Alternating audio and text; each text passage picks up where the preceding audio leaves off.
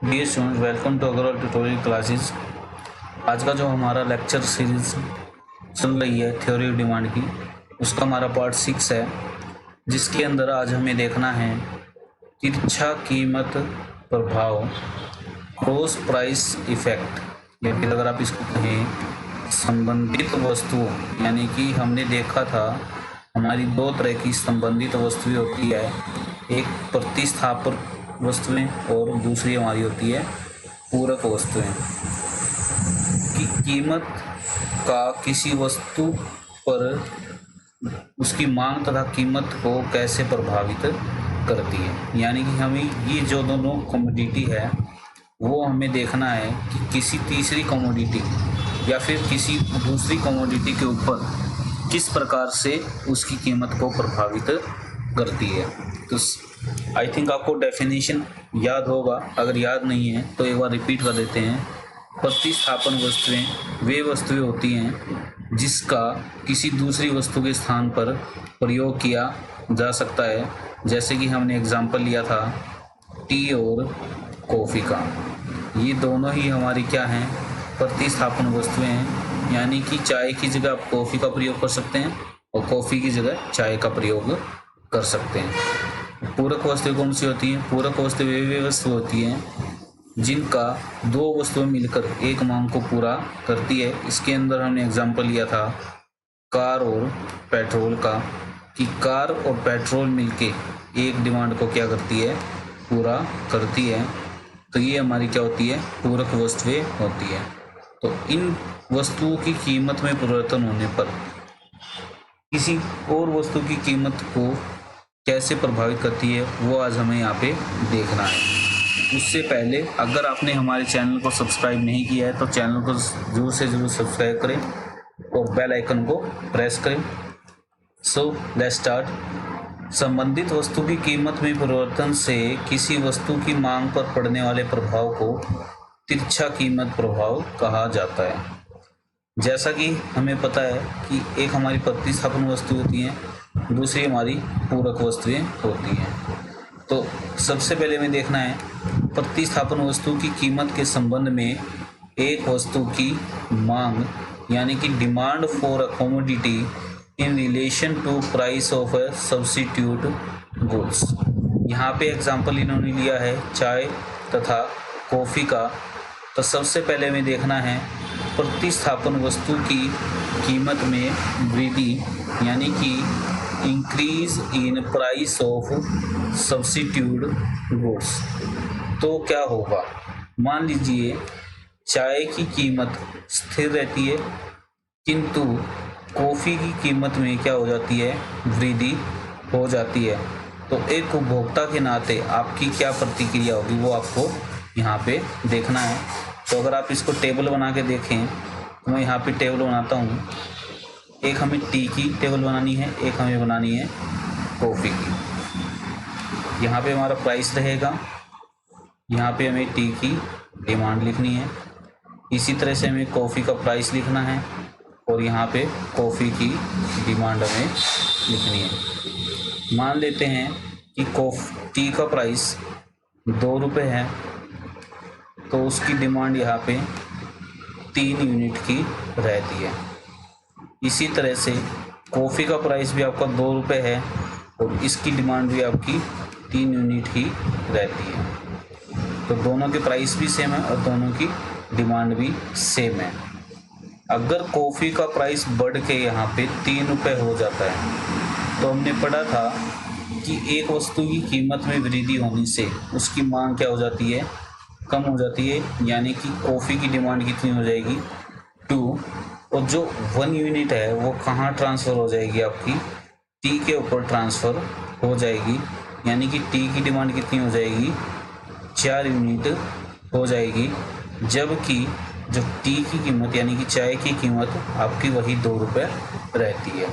तो ये आपका क्या होता है कि प्रतिस्थापन वस्तु की कीमत में वृद्धि होने के कारण किसी दूसरी वस्तु की मांग में क्या हो जाती है, वृद्धि हो जाती है। यहाँ पे ये आप एग्जाम्पल देख सकते हैं। नेक्स्ट, जैसे कि डायग्राम में दिखाया गया है, यहाँ पे ये देख सकते हैं कि टी का प्राइस आपका फिक्स रहेगा, लेकिन आपकी जो डिमांड है वो क्या हो रही है, इंक्रीज हो रही है।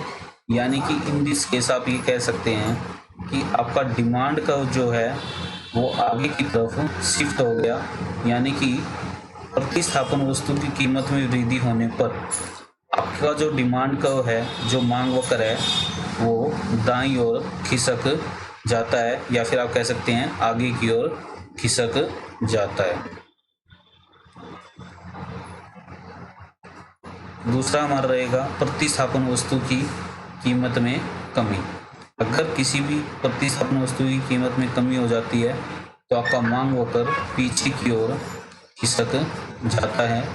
यहाँ पे आप वही एग्जांपल ले सकते हैं, टी और कॉफ़ी का। हम फिर से एग्जांपल रिपीट कर रहे हैं, प्राइस और डिमांड।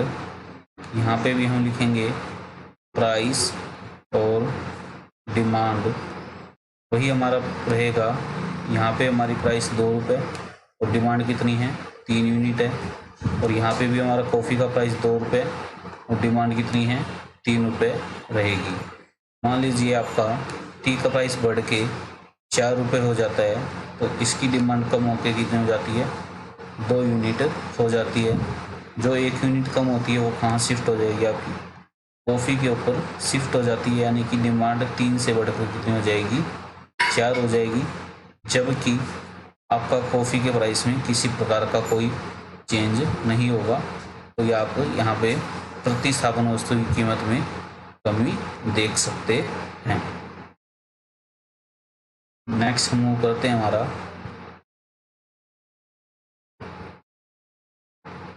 अब हमें देखना है कि पूरक वस्तु की कीमत के संबंध में एक वस्तु की मांग।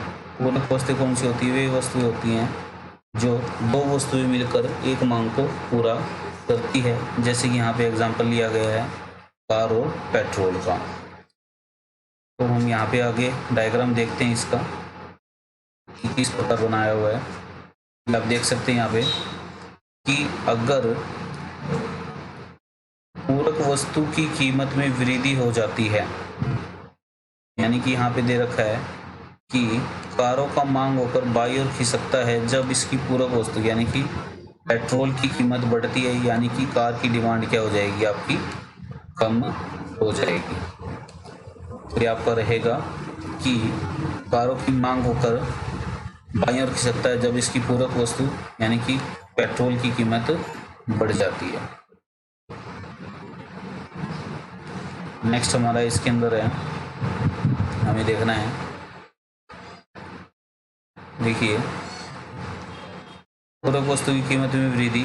आरंभ में यदि कारों की कीमत OP1 है, यहाँ पे आप देख सकते हैं ये आपका रहेगा OP1।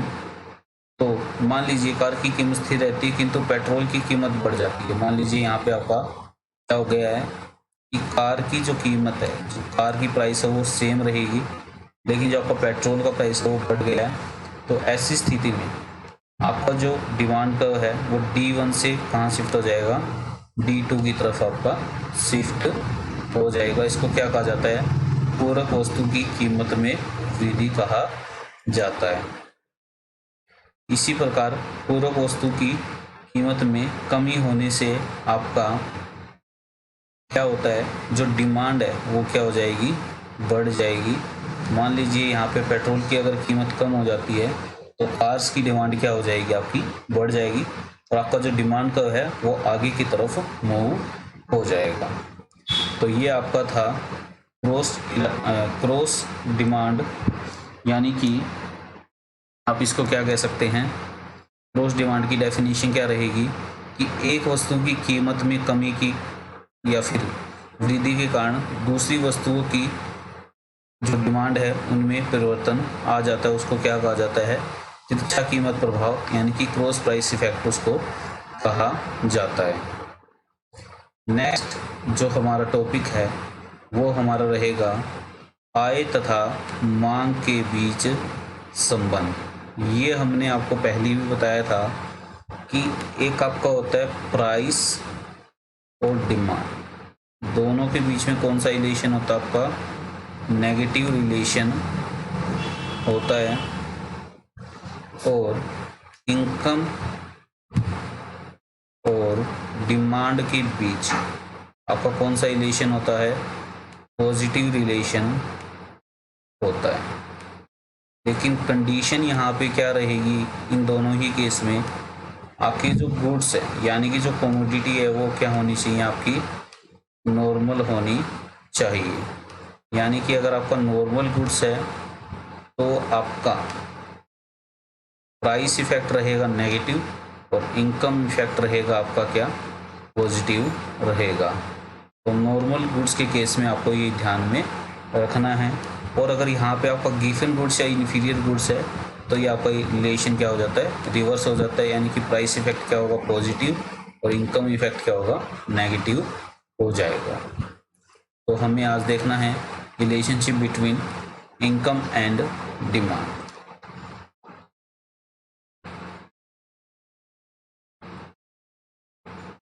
यदि हमारी आय में वृद्धि हो जाए तो सामान्यतः हमारी प्रवृत्ति रहती है कि अधिक वस्तुएं खरीदेंगे। अधिक आय का अर्थ है अधिक वस्तुओं की मांग, जैसे कि अधिक पेन, अधिक कीमत कमीजें, अधिक जूते, अधिक कारें इत्यादि। लेकिन इसके भी हमारे कुछ क्या रहते हैं? अपवाद रहते हैं। यानी कि इसकी भी हमारी कुछ अजम्पशंस रहती हैं, जैसे कि हमने देखा था गिवन गुड्स के केस में। तो अतः हम वस्तुओं को दो श्रेणी में विभाजित कर सकते हैं। यानी कि अगर आप इनकम से रिलेटेड करते हैं तो आपकी दो तरह की गुड्स होती है, जिसे आप सामान्य वस्तु और निम्न कोटि की वस्तु कह सकते हैं।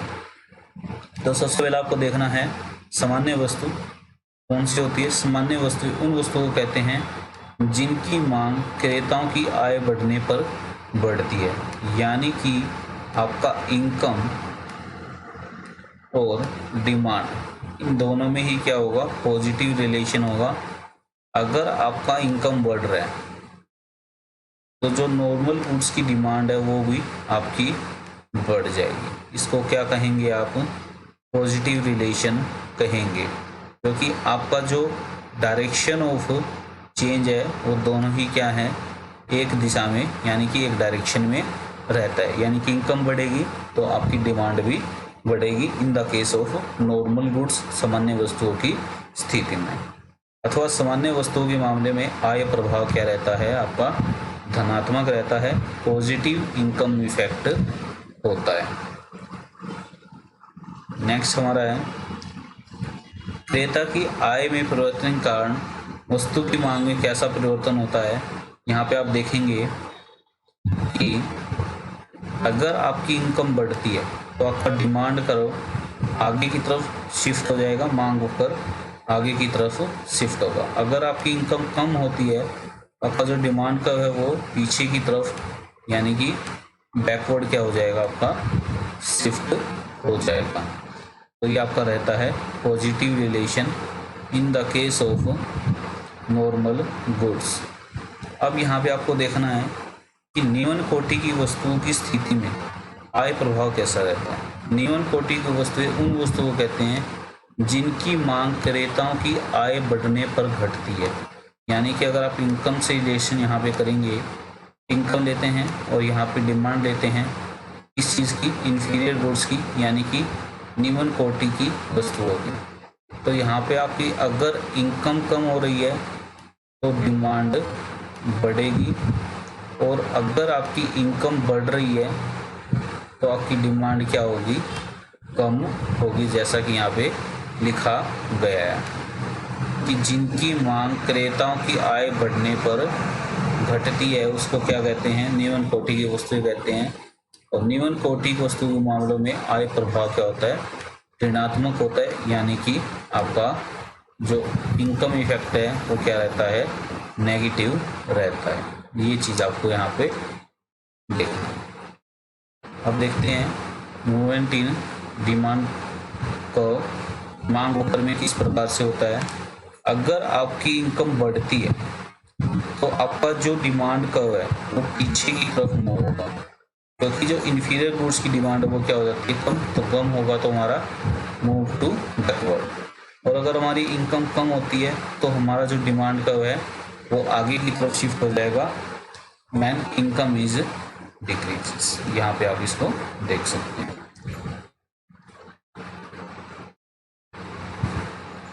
नेक्स्ट हमारा है रुचि तथा प्राथमिकताओं का वस्तुओं पर मांग का प्रभाव। यहाँ पे आपको देखना है व्यक्ति की पसंद नापसंद, रुझान और फैशन और जलवायु की संबंधी स्थिति। आपकी प्रवृत्ति किसी वस्तु की अधिक या कम मात्रा खरीदने के लिए होती है, क्योंकि आपकी पसंद और नापसंद में परिवर्तन की प्रवृत्ति होती है। अगर आप किसी वस्तु को खरीदना पसंद करते हैं तो उसकी डिमांड ज़्यादा होगी, अगर आप उसको नापसंद करते हैं तो आपकी डिमांड कम होगी। इसी तरह से रुझान तथा फैशन में रहता है कि अगर किसी वस्तु का ज़्यादा ट्रेंड है, फैशन है, तो उसकी डिमांड ज़्यादा होगी, अगर उसका ट्रेंड कम है तो उसकी डिमांड क्या होगी, कम होगी। इसी तरह से डिमांड के ऊपर क्लाइमेट कंडीशंस का भी आपका प्रभाव पड़ता है। जैसा कि आपको पता है कि गर्मियों के सीज़न में जो आइसक्रीम की डिमांड है वो बढ़ जाती है और सर्दी की सीज़न में आइसक्रीम की डिमांड कम हो जाती है और जो गर्म कपड़े होते हैं उनकी डिमांड आपकी बढ़ जाती है। तो ये आपका यहाँ पे है डायग्राम। तो यहाँ पे आपका चैप्टर पूरा होता है। ये आपको कुछ पावर पॉइंट्स दिए गए हैं, यानी कि जो आपके मेन पॉइंट्स जो आपके चैप्टर के अंदर आए थे वो आपको चैप्टर के लास्ट में दिए गए हैं। कल जो हमारी क्लास होगी उसके अंदर हम अपना जो हरियाणा बोर्ड के पिछले सालों के पेपर हैं हम उनको देखेंगे और उनके अंदर आपको दिखाएंगे कि आपके जो क्वेश्चंस हैं इस चैप्टर से वो कौन कौन से आपके इसके अंदर आते हैं और कितने कितने नंबर के आपके इस चैप्टर से क्वेश्चन आते हैं, जिससे कि आपको पता लगेगा कि ये जो चैप्टर है वो कितना आपका इम्पोर्टेंट रहता है in the view of Haryana board, और साथ साथ में CBSE बोर्ड में भी इसकी उतनी ही इम्पोर्टेंस आपकी रहती है। तो हम कल प्रीवियस क्वेश्चंस जो हैं उनको कंप्लीट करने की कोशिश करेंगे। अगर आपको वीडियो अच्छा लगे तो उसको लाइक करें, शेयर करें और चैनल को सब्सक्राइब करें और बेल आइकन ज़रूर प्रेस करें। Thank you for watching. Have a nice day.